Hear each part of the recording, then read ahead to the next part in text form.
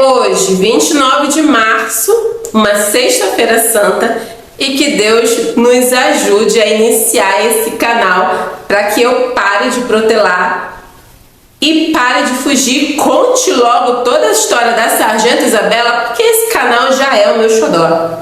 Vem comigo, vem?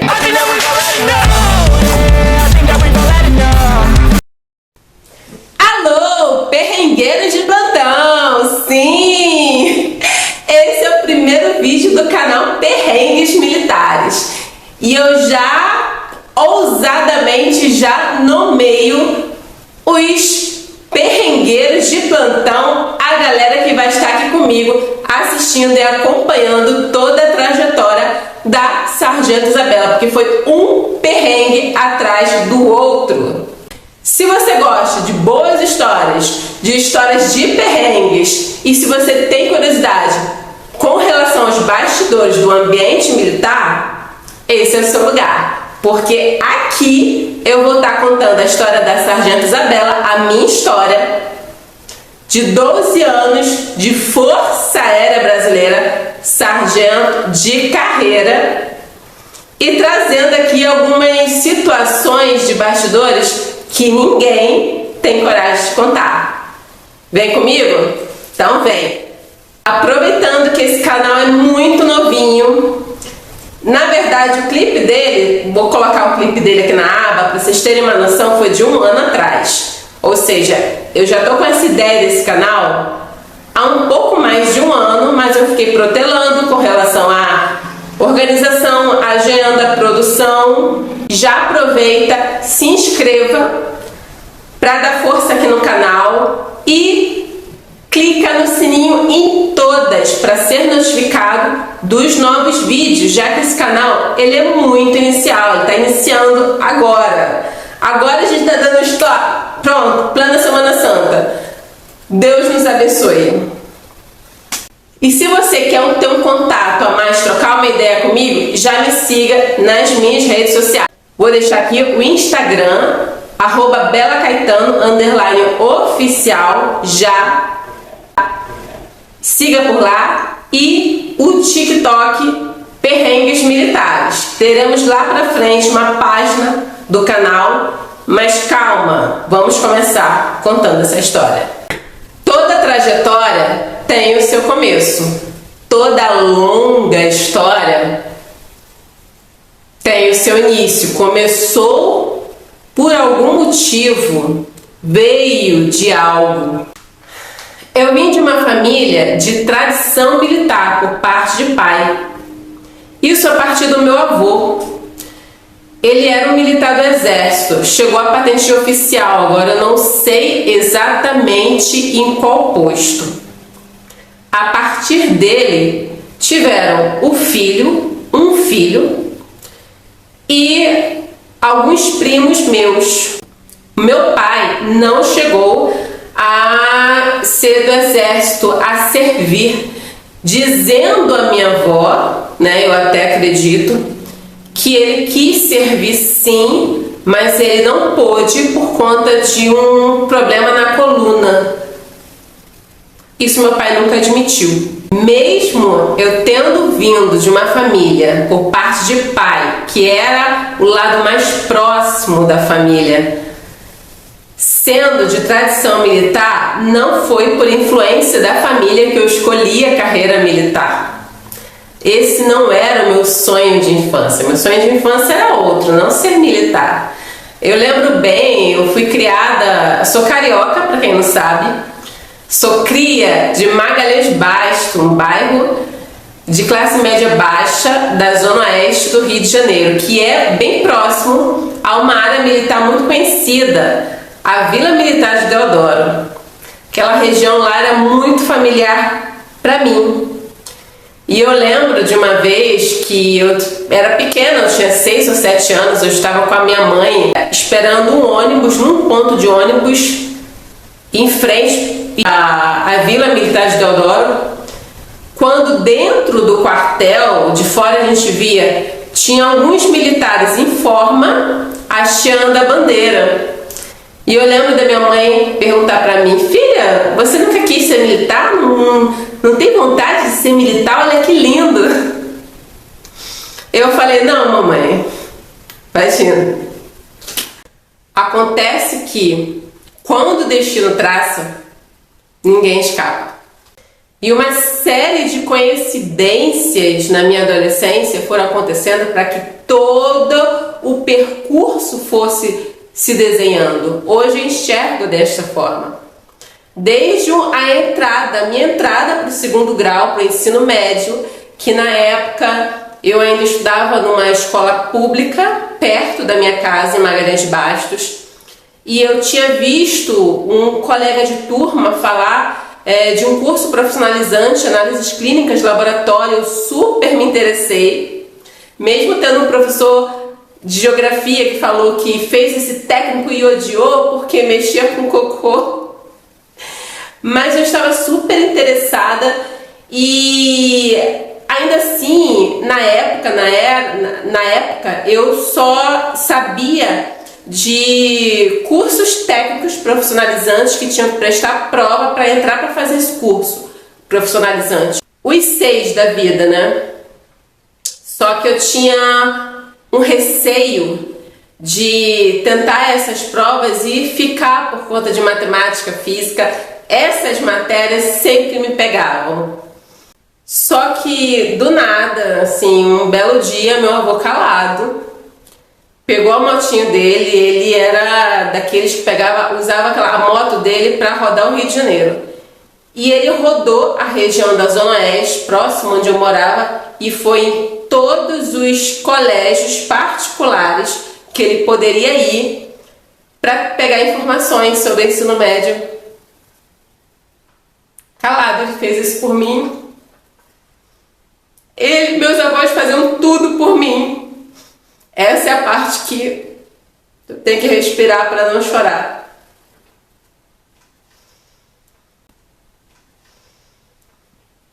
E, graças a ele, eu fui descobrir que tinha, bem próximo de onde eu morava, tinha uma faculdade muito conhecida, a Universidade de Castelo Branco, que dentro dela tinha um colégio particular que tinha o curso técnico que eu já queria fazer, que eu já estava desistindo, que eu achei que não daria para ter algum colégio particular próximo com esse curso técnico. E lá tinha. Então, até essa coincidência foi que me favoreceu lá na frente para eu ingressar nas Forças Armadas. Calma, que eu vou explicar por quê. Mas ainda assim, a grande influência para que eu me interessasse para as carreiras das Forças Armadas foi um ex-namorado meu, o meu primeiro namorado. Isso sendo uma influência indireta, não direta. Vou explicar por quê. Logo que eu comecei a namorar esse rapaz, ele era um jovem de 19 anos, eu com 17 anos, e o sonho dele era ser sargento de carreira do Exército. E ele já vinha estudando para os concursos para sargento do Exército, ainda sem obter êxito nas provas. De certa forma, teve uma guerra entre a família dele, porque alguns chegaram a considerar que eu seria um tremendo empecilho para esse objetivo dele, que era o objetivo dos pais dele também. De certa forma, hoje eu compreendo que sim.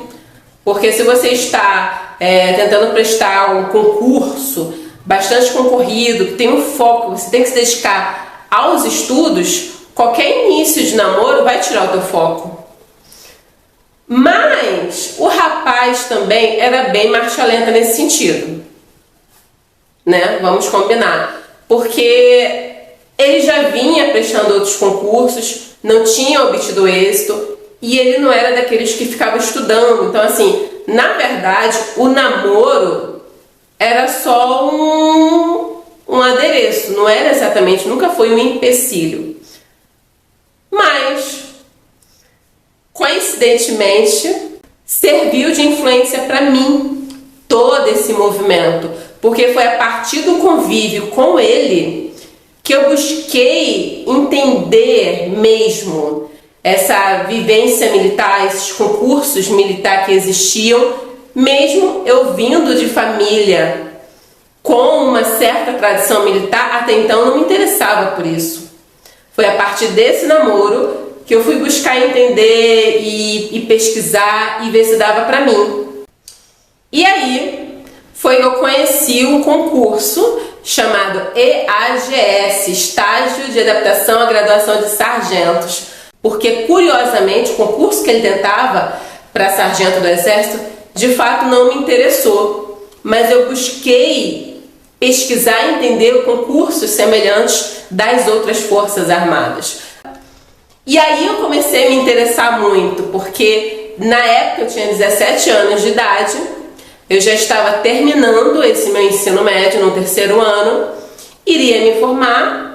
Com o curso técnico eu poderia sim trabalhar em laboratórios particulares, só que o valor seria muito baixo, a remuneração é infinitamente inferior, e eu poderia não trabalhar de imediato, poderia tentar uma faculdade particular, minha avó pagaria, ou poderia tentar um cursinho para uma universidade, a federal ou a estadual do Rio de Janeiro, mas em ambas as opções eu estaria tendo que ficar mais 4, 5 anos estudando até ter alguma carreira para ter uma boa independência financeira e sair da casa dos meus pais.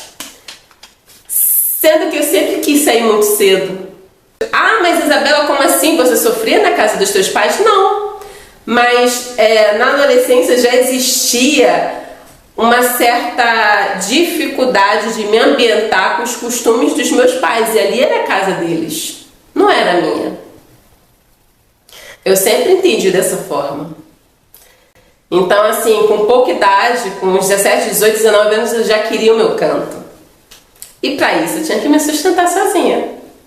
Então, o movimento maior de começar a sonhar por uma carreira militar, de querer, de fato, ingressar, foi a independência financeira. Foi ser independente financeiramente o mais rápido possível, porque eu achei realmente um ganho. Eu pensei, poxa, eu posso fazer um cursinho preparatório, se eu passar no concurso, eu já entro, tenho a formação e na sequência eu já começo a ganhar. Maravilha! Aí, se fosse a questão de ficar na carreira ou não, seria uma outra situação. Mas aí eu já teria uma condição de conseguir me virar sozinha. Foi essa questão que me pegou, que me chamou para as Forças Armadas. Aí, como toda boa pisciana, eu comecei a idealizar a carreira militar e achar que dava mesmo, que eu tinha todo o perfil militar. Vai vendo.